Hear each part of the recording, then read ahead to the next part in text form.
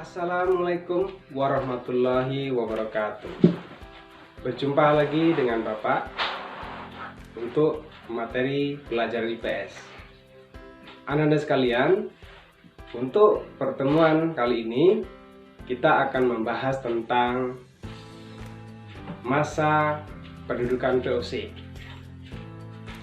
Nah, tujuan yang akan kita capai dalam pertemuan kali ini adalah yang pertama, latar belakang yang mendorong kedatangan bangsa Belanda ke Indonesia. Yang kedua, anak-anak sekalian dapat menganalisis kebijakan VOC selama menduduki bangsa Indonesia. Baiklah anak-anak sekalian, sebelum kita menguraikan terlebih dahulu tentang bagaimana pendudukan bangsa Belanda khususnya VOC Indonesia, alangkah baiknya kita membahas terlebih dahulu bagaimana Belanda itu hingga sampai ke Indonesia. Nah, bangsa Belanda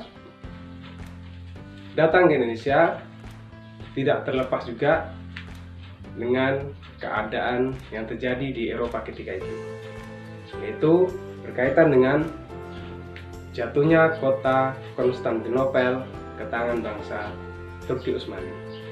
Sehingga ketika itu bangsa-bangsa Eropa termasuk Belanda kesulitan dalam mendapatkan rempah-rempah. Namun ada yang menyebabkan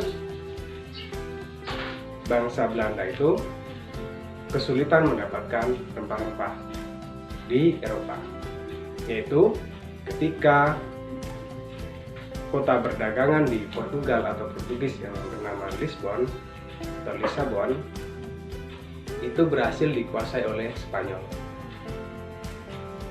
yaitu pada tahun 1580 Masehi. Nah, kejadian itu menyebabkan Belanda sangat sulit sekali mendapatkan rempah-rempah karena Spanyol dengan Belanda itu sedang berperang atau bermusuhan, sehingga otomatis Belanda sangat sulit mendapatkan rempah-rempah dari Lisabon yang sudah dikuasai oleh Spanyol. Nah, itulah yang mendorong bangsa-bangsa Belanda untuk berlayar mengikuti jejak dari Portugis maupun Spanyol untuk mengelilingi samudra dan mendapatkan sendiri sumber rempah-rempah dunia, khususnya di Indonesia. Nah, anak-anak sekalian, ekspedisi pertama itu dipimpin oleh Cornelis de Houtman. Ia beserta rombongannya tiba di Banten, yaitu pada tahun 1566. Pada awalnya orang Belanda ini diterima baik oleh rakyat Indonesia atau rakyat Nusantara ketika itu. Namun karena kesombongan, keserakahan, akhirnya mereka diusir oleh Sultan Banten ketika itu, yaitu Mahmud Abdul Qadir. Nah, anak-anak sekalian, sebelum beranjak dari Nusantara, Cornelis de Houtman berhasil membawa rempah-rempah yang berasal dari Maluku, sehingga mereka cukup banyak membawa muatan berupa rempah-rempah yang berasal dari Nusantara. Nah, mereka kembali ke negeri Belanda. Nah, keadaan itu menyebabkan pedagang-pedagang Belanda ketika itu sangat tertarik sekali untuk mencari rempah-rempah juga. Nah, ekspedisi kedua itu datanglah yang bernama Van Eyck dan Warwitz, yaitu pada tahun 1568. Ia berhasil tiba di Indonesia kembali untuk mencari rempah-rempah dan memperdagangkannya di Eropa. Nah, keadaan itu mendorong berbagai kalangan, khususnya para pedagang, untuk berbondong-bondong datang ke Nusantara untuk mendapatkan rempah-rempah.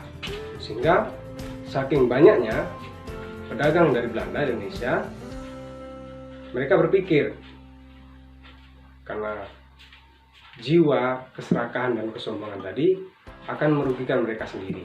Yaitu apa? Mereka khawatir mereka akan berperang antar mereka sendiri, sehingga mereka memutuskan untuk membuat sebuah kongsi dagang yang bernama VOC, Verenigd Oost-Indisch Company, atau perusahaan dagang Hindia Belanda. Nah, setelah berhasil didirikan VOC, maka oleh pemerintah kerajaan Belanda di negeri Belanda sana, VOC diberikan hak istimewa atau hak oktroy namanya. Di antaranya adalah bahwa VOC itu yang pertama berhak memiliki angkatan bersenjata atau tentara. Yang kedua, berhak mencetak uang. Yang ketiga, berhak melakukan pemerintahan di daerah yang didudukinya. Yang keempat, berhak melakukan perjanjian-perjanjian dengan kerajaan-kerajaan di Nusantara. Yang berikutnya, berhak memonopoli perdagangan di Indonesia. Nah, itulah hak-hak yang diterima oleh VOC untuk melakukan penjajahan di Nusantara. Nah, adapun alasannya mereka mendirikan VOC itu adalah dalam rangka supaya mereka tidak terjadi permusuhan atau saling bersaing di antara pedagang-pedagang Belanda itu sendiri. Nah, Anda sekalian, kemudian VOC ini juga didirikan itu memiliki tujuan. Yang pertama itu melakukan monopoli perdagangan, khususnya perdagangan rempah-rempah Indonesia. Dan yang kedua itu melakukan perjanjian dengan kerajaan-kerajaan di Nusantara. Yang ketiga itu menguasai pelabuhan-pelabuhan penting yang ada di Indonesia dalam rangka mendukung monopoli perdagangan tadi. Nah, Anda sekalian, itulah sepintas tentang bagaimana bangsa Belanda itu datang ke Indonesia, kemudian melalui kongsi dagang mereka menguasai atau menjajah bangsa Indonesia. Nah, Anda sekalian, dalam video pembelajaran ini Bapak berharap kalian bisa memahaminya. Dan nanti di dalam akhir video pembelajaran ini Bapak akan menyampaikan lembar kerja, dan pastinya simak dengan seksama, ikuti pembelajarannya, dan mudah-mudahan Anda sekalian memahaminya. Sampai di sini video pembelajaran ini. Sampai bertemu di video pembelajaran berikutnya, dan Bapak akhiri. Assalamualaikum warahmatullahi wabarakatuh.